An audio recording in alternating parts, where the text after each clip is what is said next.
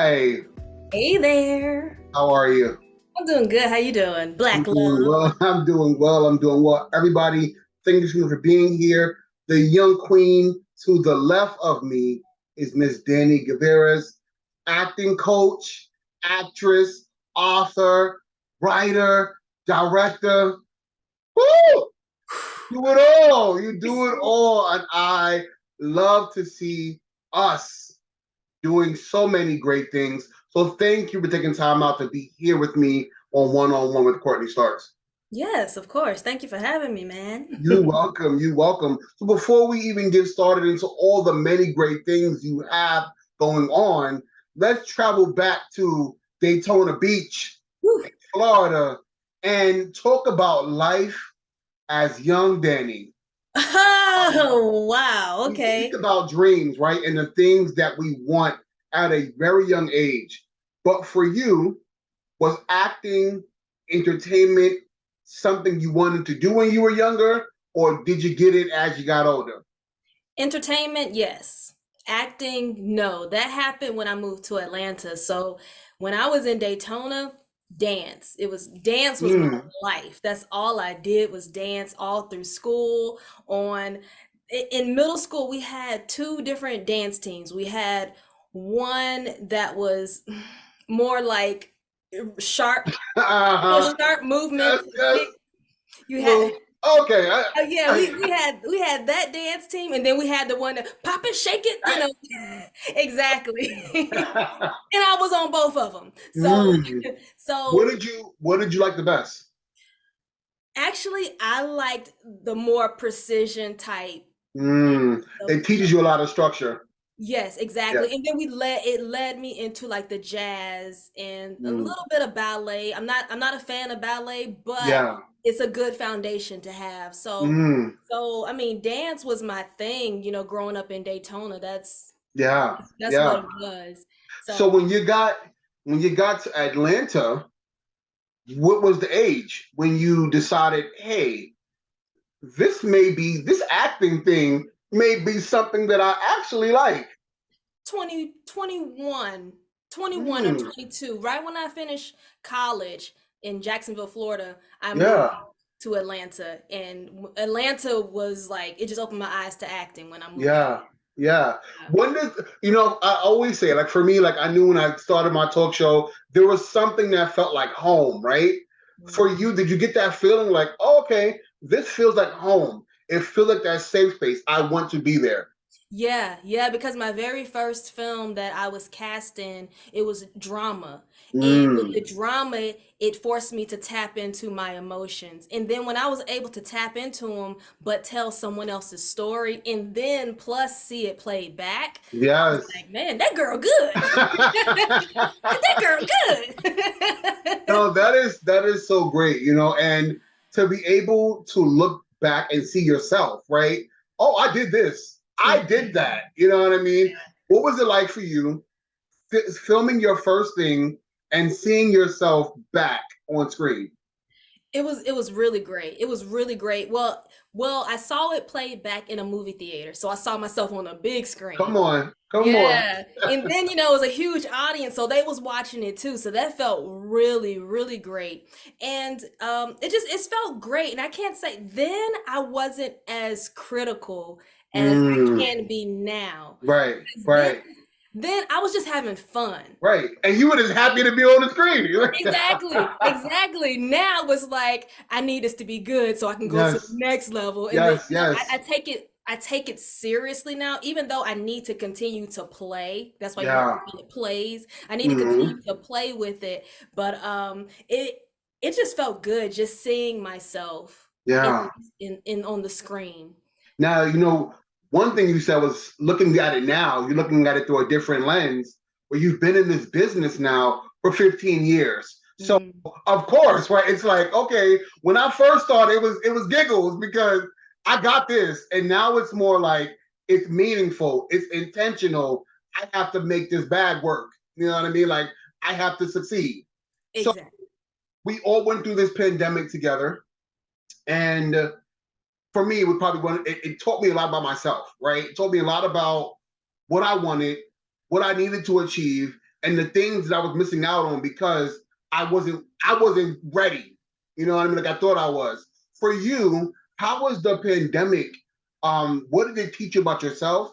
And did it make you hungry to want to act even more and get in those spaces? How was that for you?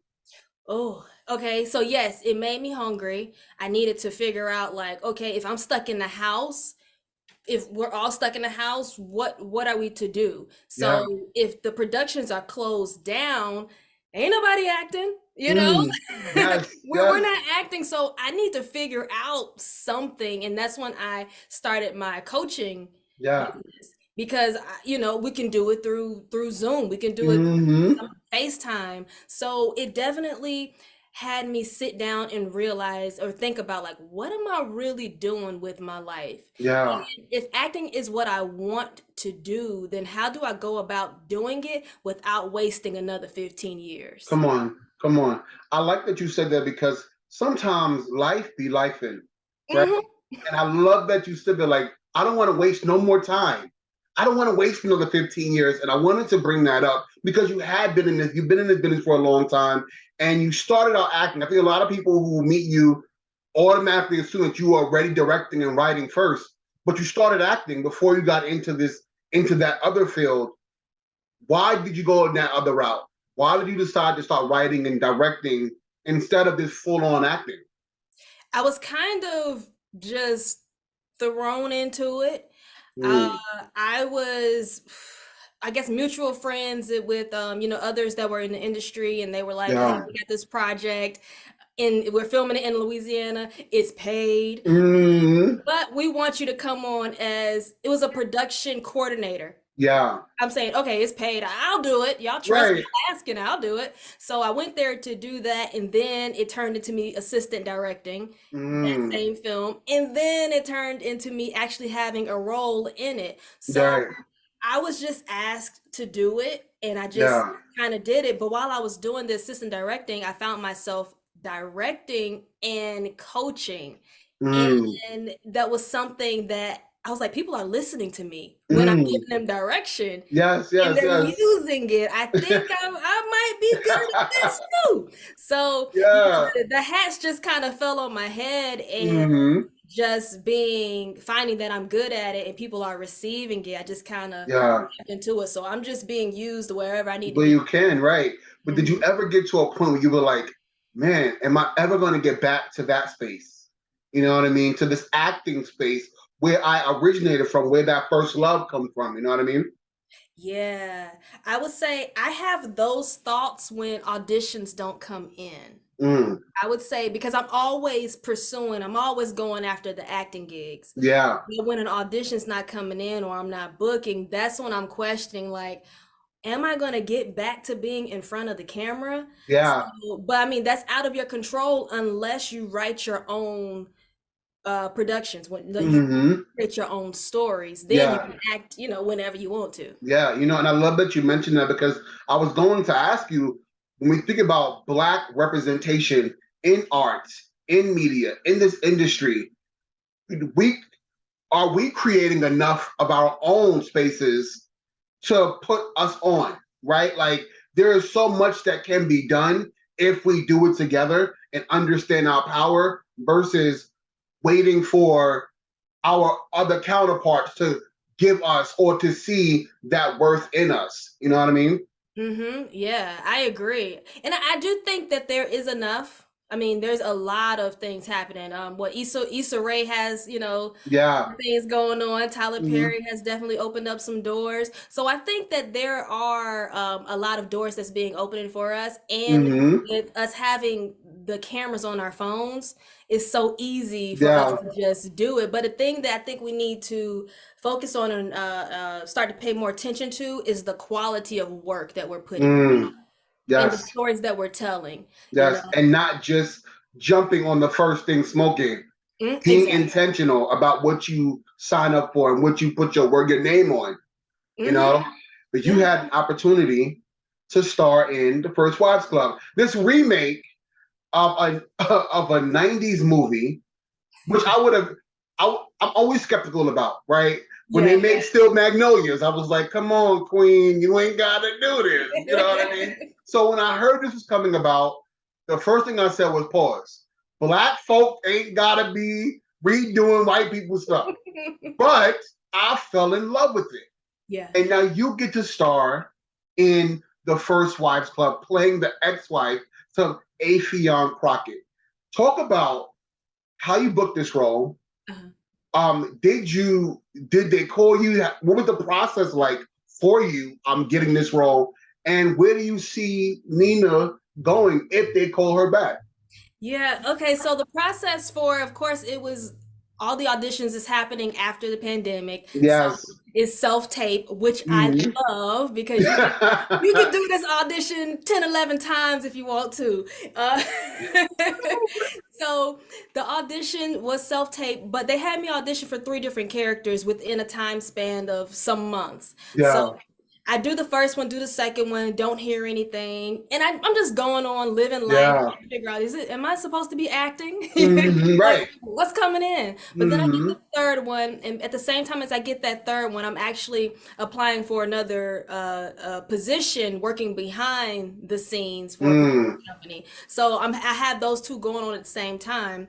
But then my agent calls me and she says, "Hey, you got the role as Nina." Uh. Okay, but when are we Position filming? what? What? Position who? Yeah. And honestly, it was really that easy. It was Mm. just sending in three audition tapes, hearing back from one of them, and I booked straight off of tape. So Mm.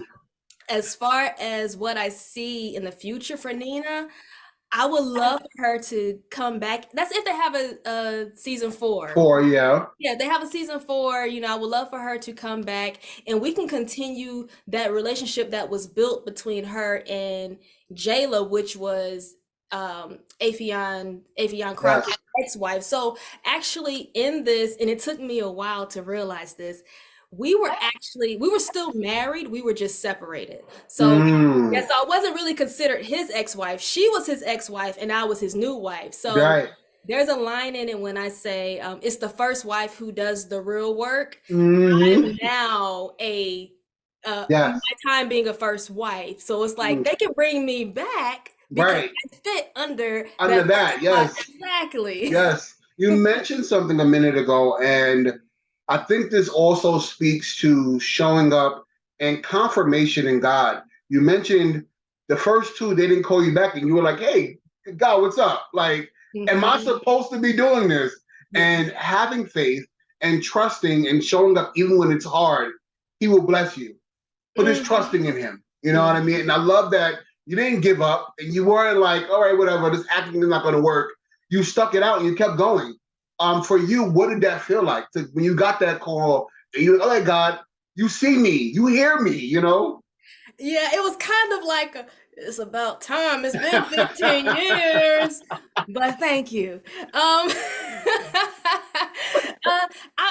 I was really truly blessed to have. I felt like I was seen.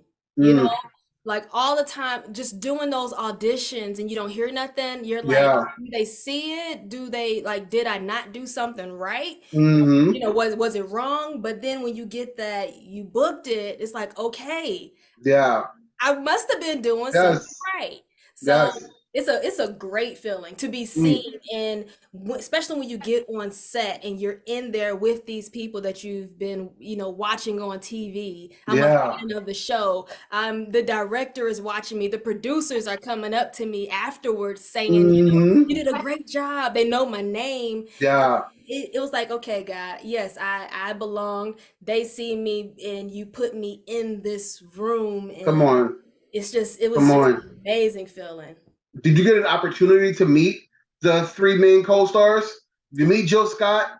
Did you meet Michelle? Those are my people. Did you meet them? Oh, Oh, no, I didn't. I did not, but I did see Jill Scott. I mm. saw her and I felt like there was eye contact. uh, But I felt like it was something, but oh, they had me rushing off for hair and makeup to where I couldn't really, Yeah. pay my respects and all that. But I did see her, so hopefully they bring Come me on, in. season You know what four. I'm saying? Come on.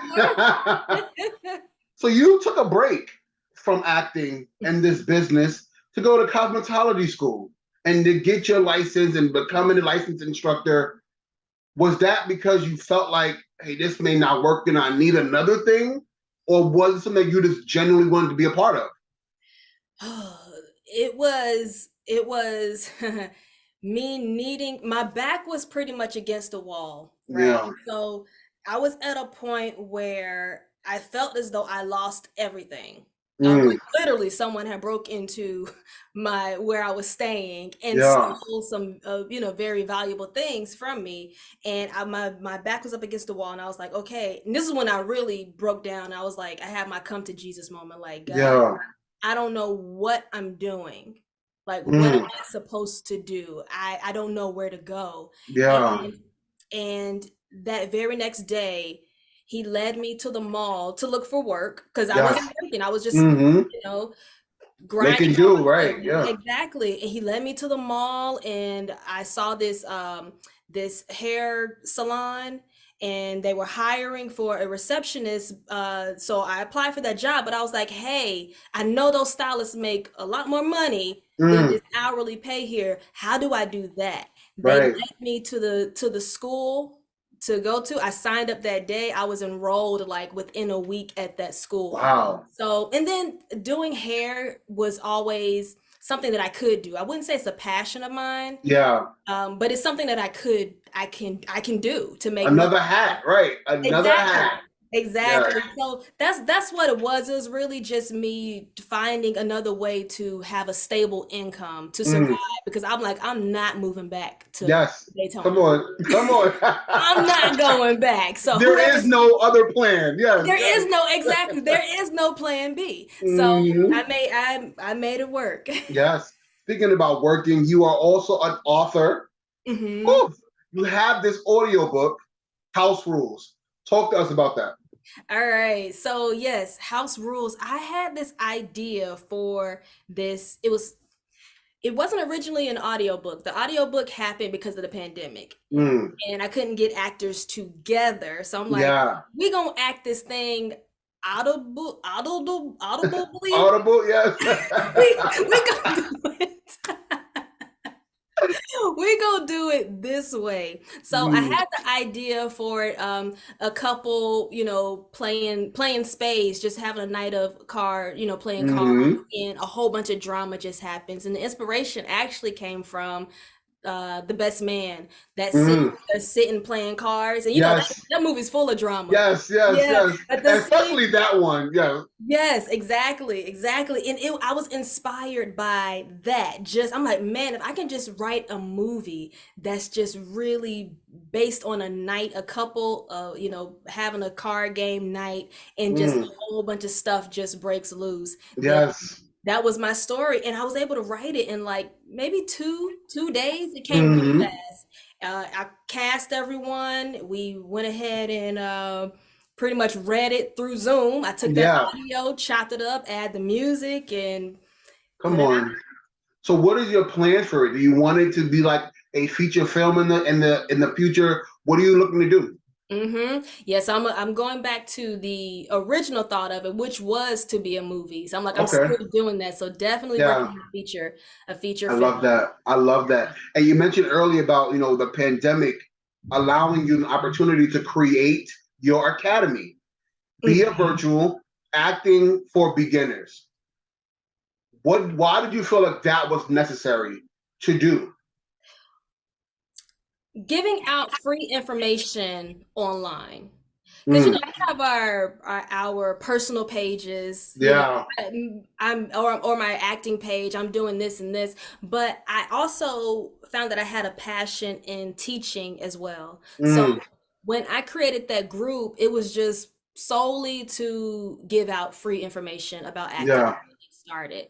And Mm, that page grew. Like right now it's at a little over 65,000. wow. Come Yeah, on.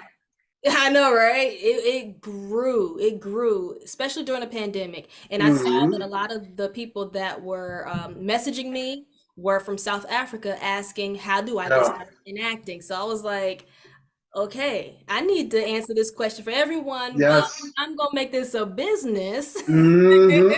as well. Right. So Right. So when yeah, you speak, when you see these people come to you and tell you what you did impacted them in such a way, how does it make you feel? Knowing that you created something from probably the toughest time in our lives and you made it pop. You brought life to the lifeless, shall I say. yeah, it feels good because I know I was holding like free Zoom acting classes with Mm, this group and people from all over the world. And I'm holding this class for them, and they're able to just do it sitting in Malawi, yeah. Yeah. or wherever they are, around the world. But we're all able to come together. And I wasn't charging. Mm, So they were yeah. like really grateful to just be able to get some kind of information from somebody that has Hmm. experience in this industry. That So, goes back to somebody seeing them, yep. somebody making them feel like they are important. You know what I Mhm. mean? And that's big. That's really, really big. And speaking about being big, I'm in the process of going through this now, but you're married. Yeah. You're married. I'm about to get married. So like I'm going through this in my head, right? Um, how do you feel like your marriage plays a part in both your personal and professional life? It does play a part. It plays a part. There's balance in there, but Mm, then there's also just having that person that supports what you do. yeah. And then I'm one to I just kind of go, you know. Mm. Like I want this one, I want to do this and this, and okay, yeah. I'm like, what? This door open, this Right. opportunity. And Uh-huh. he kind of puts me in check a little bit. Like you might want to Slow down. slow down. Yes. Let's see what this is all about first. Hmm. So definitely, I would say marriage helps balance out the I want to say dream because I feel like I'm in Hmm. it now, but Yeah. it's kind of like when we want something so bad, it's like we'll just do anything to get there. But then Yeah. the marriage, it grounds me. Yes. And it Yeah, allows you to also kind of like, I'm like you, I'm the visionary. So I can see it, I can dream it, and I'm going for it. But a lot of times I won't read the fine print because yeah. it's like this. And she's like, I need you to slow down Slow down. because you didn't read the fact that if you do this, you're stuck in this contract for 85 years and you only get paid A, B, C, D. You know what I Exactly. mean? So I definitely agree with the balance. You know what I mean? Somebody to kind of balance out our craziness in our head sometimes. You know what I mean? I wanted to ask you this question because I know that you've now had an opportunity to work with streaming services, and that's been a big thing. You know what I mean? Nowadays, streaming, streaming, streaming. What do you feel are the biggest differences from streaming versus like regular TV, regular film? What do you feel like, especially production wise, since you've been able to tap into that field? What are some of those stark differences like? Let's see. I would say I know with streaming, I've noticed as far as with the auditions that's coming in, they're like pretty much year round when Mm, it comes to streaming. Like there's no off season except maybe Christmas and Thanksgiving, yeah. uh but when it comes to cable TV, they have like this set is coming out in the fall or Hmm. Yeah, like yeah, that. yeah. So I would say the scheduling of it, a part of me wants to say, but I have not. I don't know. I want to say maybe the residuals when you're thinking about the pay, that may be a little different. Yes, yes, Uh, yes. yeah, but I would say just filming like year round with streaming services, Hmm. because there's so many that they Yeah, want content. And yeah. it's really good for independent filmmakers because you have Prime Video Yes. where you could, put that on there. Whereas Netflix is a little more, they're pickier. You have to have certain Hmm. camera qualities. But I do like that a lot of the streaming services, what Tubi and Yeah. yeah, all of those, Creating opportunities. yeah, exactly, brings in a Yeah. lot of opportunities. Yeah. Speaking about opportunities, you went from Daytona to Atlanta. Why didn't you go to New York or LA? The cost of living. Mm, That was I that hear was you. yeah, it was that because I Yes. it was between Atlanta, LA, and New York. Yeah. I was looking at those. I was looking at places to stay, how much it's going to cost me, and I saw Atlanta was. I was just coming out of college Yeah. Yeah. with Yeah. a degree in sociology. Yeah. uh, Sorry, New York. Sorry, Atlanta. Not sorry. now. Yeah, not now, not now. So I had to, and I'm glad I made that choice. But that, Hmm. and then also I didn't want to move too far away Yeah. from my family. Just Hmm. starting out. Yeah. So those were my two reasons: cost of living, and then Hmm. the distance. Yeah. And do you feel like, and I feel like Atlanta's my second home, but do you feel like it creates a lot more opportunity for us versus the other two? I believe so. I Mm. believe so. I believe we're more accepting of us. Yeah. Uh, because there's so many of us. It's like Hmm.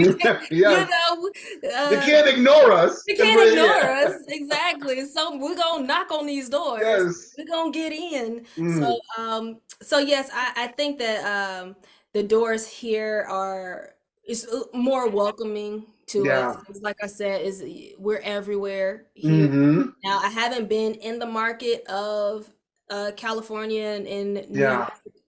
York, except to visit New York, as far as Hmm. the fast Yeah. paced life, But yeah, I think I answered your question. Yeah. And looking back, you know what I mean, the young girl who was dancing, popping in Daytona to be here right now, living your dreams. Do you ever have a moment to yourself where you're like, look what God did? And what does that feel like for you? What are you saying to yourself? What are you saying? What conversations are you having with God to kind of say, wow, I'm here. I didn't even think I would be here, you know? Wow, probably that. Like I'm here, and I didn't think I would be here. Yeah. It actually has me looking at the way it's happened, though. Mm, Everything that I went through and did to get here. And I'm not even where like I know he's gonna take me. And sometimes I hmm. have to check myself Come because on. yeah, because it's like Danny, you've done a lot of great things. Like, Mm, I could tell someone I have a Facebook group with 65,000 members, but then it's like a part of me is still like, but it's not mm, this or it's not yes. doing this, So I'm still working on being appreciative to of what I have accomplished. I'm not even gonna sit here and be like, all right, thank you, Lord, thank you, because I'm still like, okay, God, what we doing now? Yeah, What we yeah, doing yeah. next? And that kind of speaks to just learning to appreciate the moments, Yes, yes, appreciating the moments. And I think because in our minds, we see this, right? I'm here, but God, I know you can take me there on this journey instead of saying, God, thank you for the now. Because mhm, I didn't have this last year, or I didn't have that the year before. You know what I mean? So that that's is big. It's really big. And if you weren't acting, if you weren't writing or producing, what would you be doing? probably hair. Probably hair, and then working my way doing hair on sets. Um, but I probably would be doing that. But really, my heart has always been into entertainment. So Mm, I would either probably be dancing still a dance yeah. instructor, or Hmm. practicing my vocals a little Come bit. on. Come on. Little, wait. If you could take a moment right now and thank someone for believing in your dreams, for pushing you to be where you are right now, who would it be and what would you say to them?